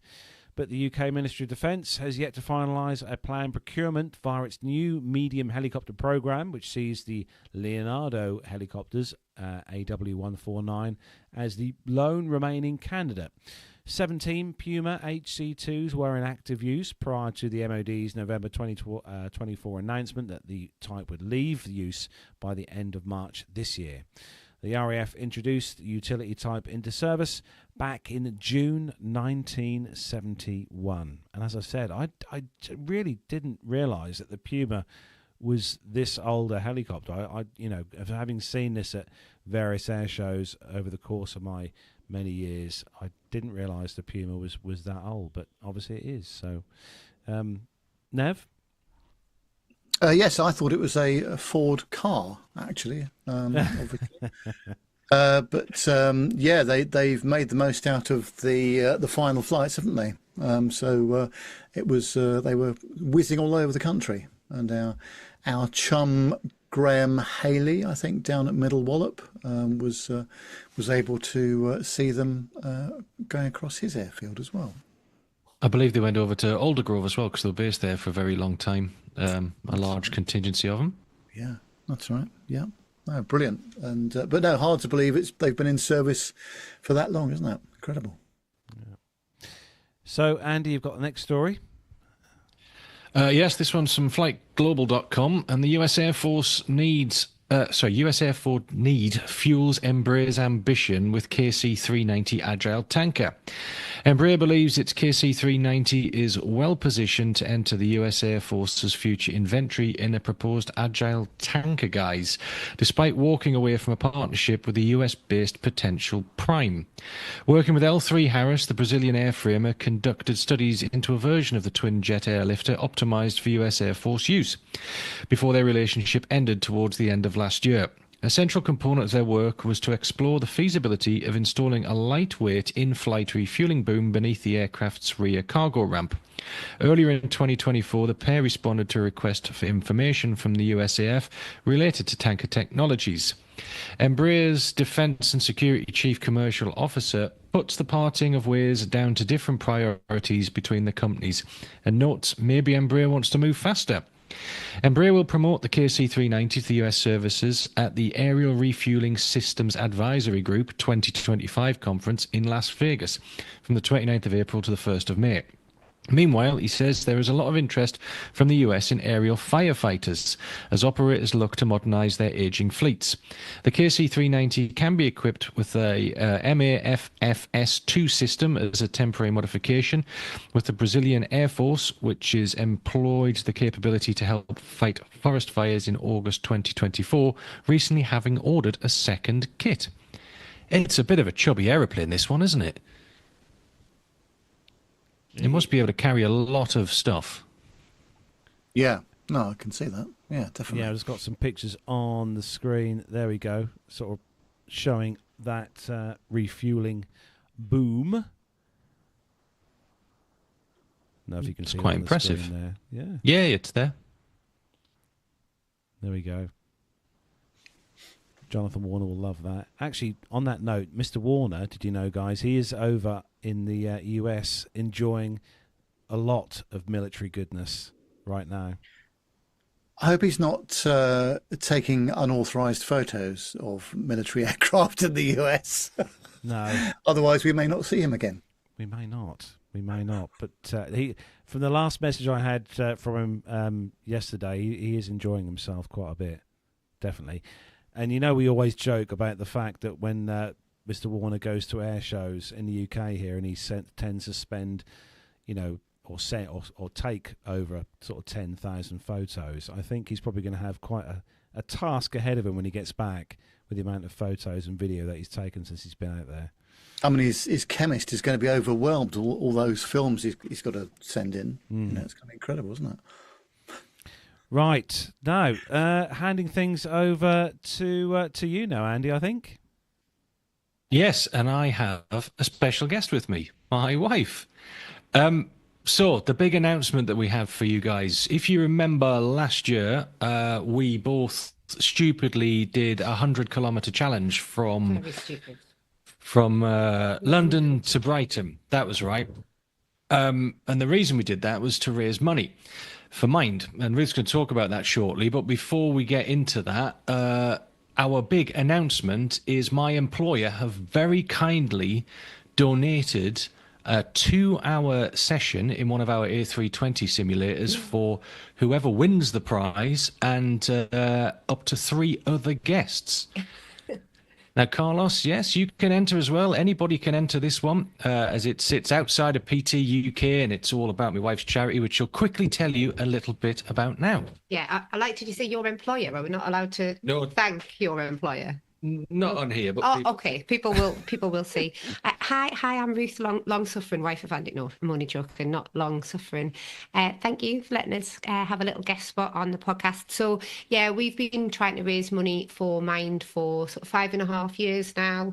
I had this crazy idea of trying to raise £40,000 before I was 40, and absolutely delighted that we've completely smashed that target. I'm saying we because Andy has helped a lot. He's being humble there, saying it's my fundraising. It has not. It's been a huge group effort. But yeah, really excited to have a prize that we think will totally appeal to kind of the audience here tonight, and very, very thankful to Andy's employer, as we're calling them, Andy's employer. And yeah, so got a few events coming up. Andy is doing the 100k again, solo. Well, I don't know why you're doing that. It was because I'm crazy. It was awful. Like the 100k London to Brighton continuous was absolutely horrible. And I'm doing 3 marathons, but not in one go. So I've got Paris coming up next week, and then London is 2 weeks later, and then a little gap, and then we're heading off to New York, aren't we? You get a nice trip to New York. Yeah. I get a less pleasant trip to New York as I run a marathon. I'll be cheering you on with a pint in my hand. Yeah, definitely. Yeah. Andy says I love to ruin a city break by running a marathon. Yeah. But yeah, we look, people have sponsored us for things before, and what we thought would be better is to give something back. So we've got a really exciting opportunity for people to make a donation, and then there'll only be 100 opportunities. There'll only be 100 tickets in the ballot, and therefore win a really fantastic prize.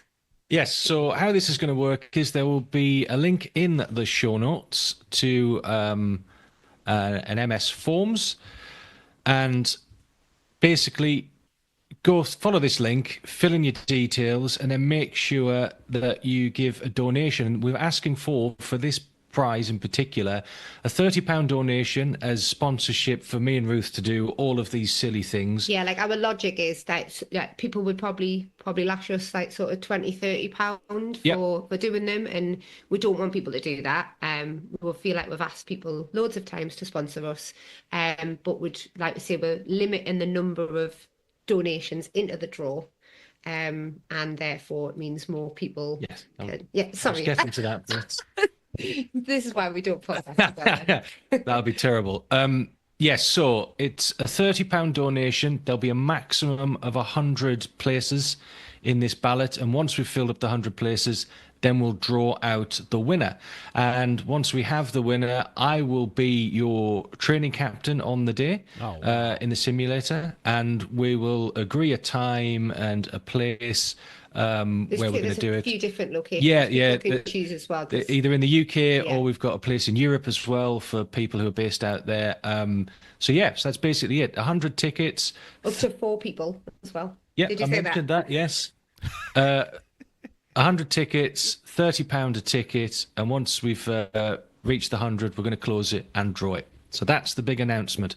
And it's a money can't buy kind of thing to get time in an A320 simulator like this, full motion as well, with me. Yeah, and I think it's really cool, isn't it? Because I think, lots of things that we do, we kind of might make a donation to an organisation and we don't necessarily get something back for that. We get the feel good factor. And my big passion is mental health, and making sure that Mind have this great strapline around making sure that no mind is left behind. But actually, I think what a fantastic experience, actually really good for people's mind and well-being as well, to go and get something kind of ticked off the bucket list. I've had the privilege of being in that simulator, and it's really cool. But the winner will probably do better than me. But Nev was just slagging off my instructor earlier on as well. So I was just saying how forthright you were when someone does something wrong. That was all. Well, you were flying it wrong. You were quite forthright with me, but that was because I was crashing at the time. I'd probably deserved it. Yeah. Now, presumably, we're not offering business class tickets for people to go anywhere, so presumably they have to get themselves to the sim. Under That's their a own very steam, good point, Nev. don't they, really? Yes, So, yeah. yes. So you'd have to make your own way there. If you required accommodation, obviously you'd have to sort all that out. This is just for the 2 hours in the sim slot. And for John Falk asking there, it's in Milan. So it's Gatwick or Milan are the two places that are the options. What a choice. Let me think. So there we are. That's it, guys. Actually, can I just say, Ruth, I've just popped this up on the screen again. You guys have done phenomenally well. For those of you watching in the world of YouTube, thank you. On the screen there, you can see now the Team 40k before 40. There, I mean, you set a target of £40,000, and you're now currently sitting there as it is now at £58,000. So, yeah, thank you. Wow. Yeah, it's been incredible, and people's support has been meant the absolute world, and that's why we're kind of going, actually, how do we shake things up a little bit now? And you can't just you could just keep doing events and getting sponsored, but you'd really like people to get something back for their donation as well. And I'm doing a load of work with Mind at the moment, and they are like genuinely blown away from kind of CEO level right down to their colleagues who work in the charity shops. They're blown away by everyone's support, and we're seeing firsthand what they're doing with everyone's donations. So it's going to a really good cause, and I think the odds are pretty good as well. Kind of one in 100. 1 in 100. 1 in 100 chance, and like we say, it is this kind of money can't buy. You couldn't put your hand in the pocket and go, Andy, get me in that sim. That just wouldn't work. But I am really grateful to your employer as well, because it was very kind of them to allow us to do that.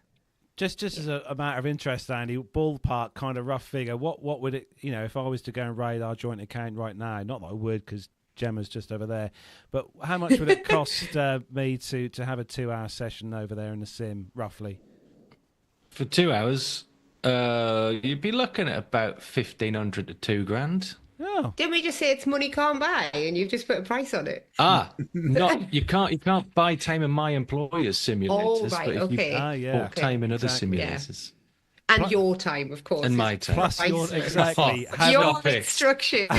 having the world famous Andy as your sorry, I wasn't meant to instructor laugh there. in the sim with you is I mean, that's worth the money itself. But, yeah. There we are. There we go. Oh, well, thank you very much. Thanks for letting us guest on the pod. You're very welcome. Yeah. Very welcome. It's good to meet Andy's boss every now and again. No comment on that one. So there we go. That's your chance to win. Well, to potentially win an awesome prize in that draw. And what we'll do, we'll put the link, and if you can send me the link through, we'll put that on our social media as well, on our Facebook page, so you can have the link there to click on. I'll get that done tonight, so it's there, so you can click on that. And I may well have to. I may well have to enter myself. Only once. I'm going to find 99 relatives a bit quick to see if they would like to enter as well. I can't trust. Shall I go on my my WhatsApp group chat that I've got with my work colleagues and go, is that all right if you just enter this draw for me? Yeah. I could speak nicely to my parents, I suppose. Oh, well, the link is in the chat as well. I have popped it in there. Oh, you popped it in the chat room, have you? Awesome. Yeah. Wow. So when's the draw going to be, Andy? Roughly, do you know? Once we've reached 100. Once you've reached okay. It shouldn't be too long, I wouldn't have thought. So there we go. You've got chance. We'll get the link. As I said, we'll get the link on the show note or the show notes, and we'll get the link on our social media tonight for you to enter for 30 quid. I mean, blimey, Andy, I'll have a 30 quid sim session. That'll do me. Just perfect. Even if it isn't the 320. Oh, you've done it now. Is it time to wrap up now after that? All right, we'll wrap up. Right, social media links. Nev, where can people find out about us? Yes, just go to Facebook, Twitter, Instagram or LinkedIn. Just search those platforms for Plane Talking UK. You can email the show, podcast@planetalkinguk.com, and the website is planetalkinguk.com also. We've got a new WhatsApp number. Don't forget, it's +44 7446 975 214.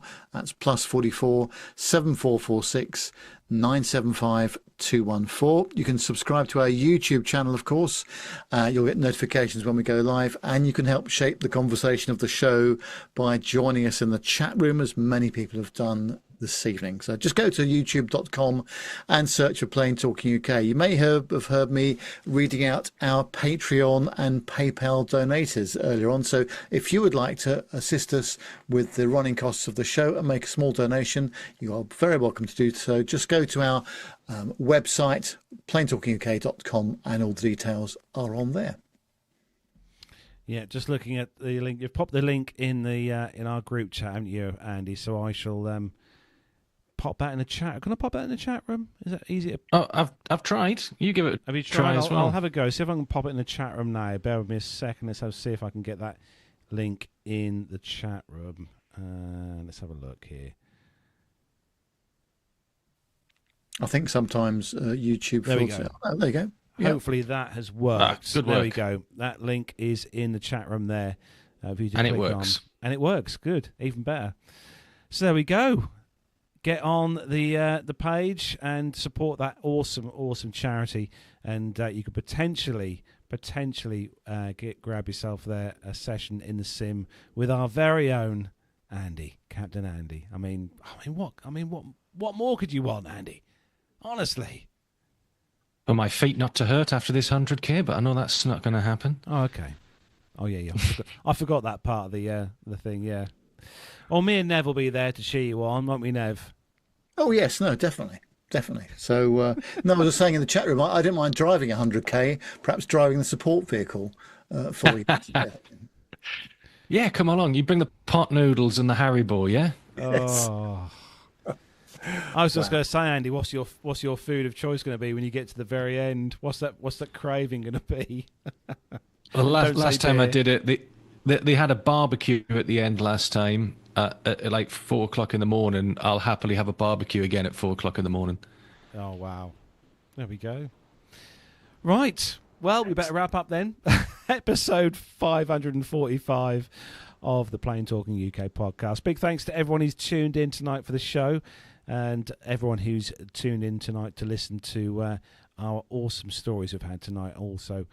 Big thanks to Nev for joining us, and Andy as well. Don't forget, Matt will hopefully be back with us next week, all being well, and we'll have another show filled with aviation goodness for you. But Nev, do you want to say goodbye, everyone? And I shall get ready to hit that button. Yes, thanks for joining everybody, and thanks Andy for the opportunity of folks trying out a level D sim. That is a fantastic prize, so very well done, and thanks for contributing that as well. So hope everyone has a great week and weekend. We'll be back 7 o'clock on YouTube next Wednesday. Take care. Bye for now.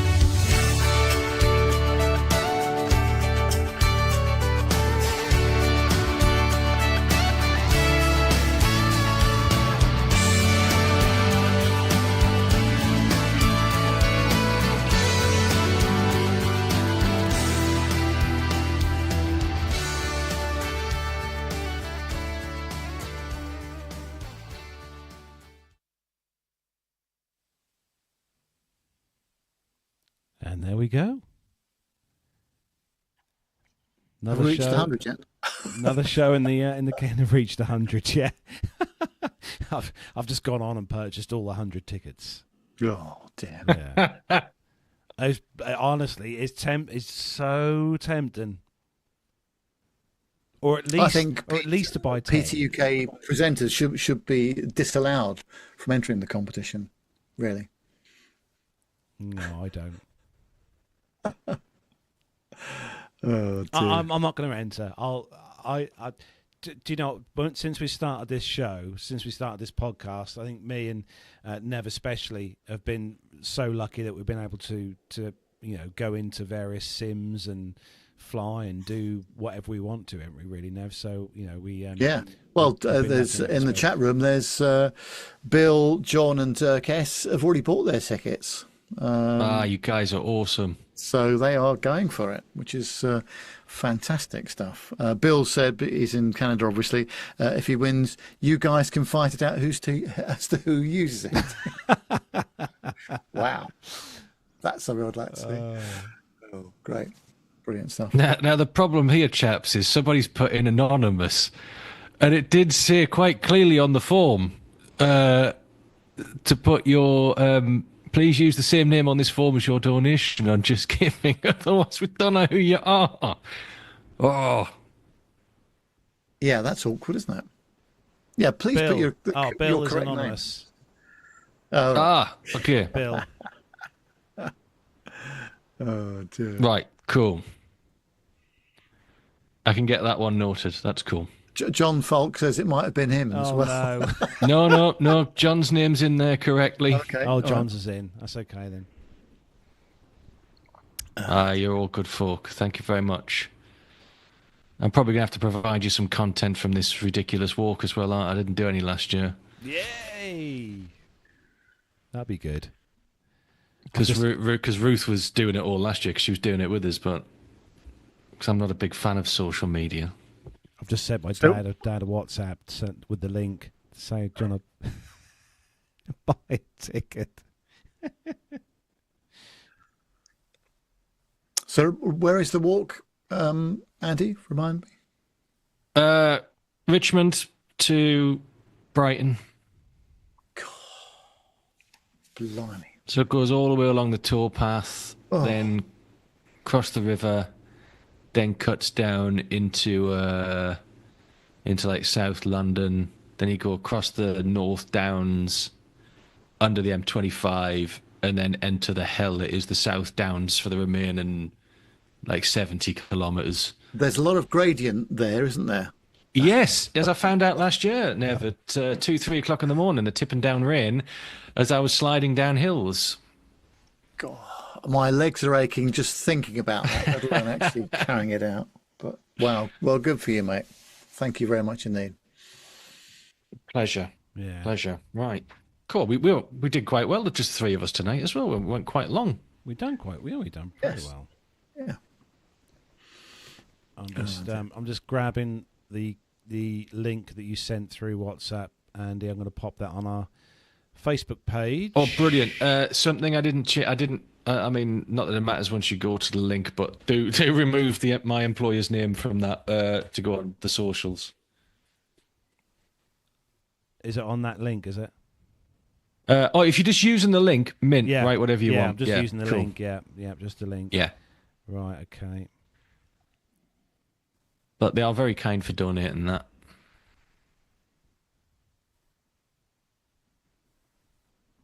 Yeah, got that link there. Right, I'll get that on. I'll get that on the FB page tonight. So if you're listening now in the world of YouTube, I will be popping that on our Facebook page just after we come off air. So if you missed that link, you'll be able to click on it there, and make sure you don't forget to put your name on. Very important on there as well. Isn't that right, Andy?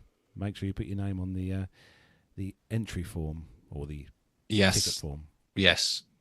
On the Just Giving page, make sure you put your name on there, because then we'll know that versus the form. Yes.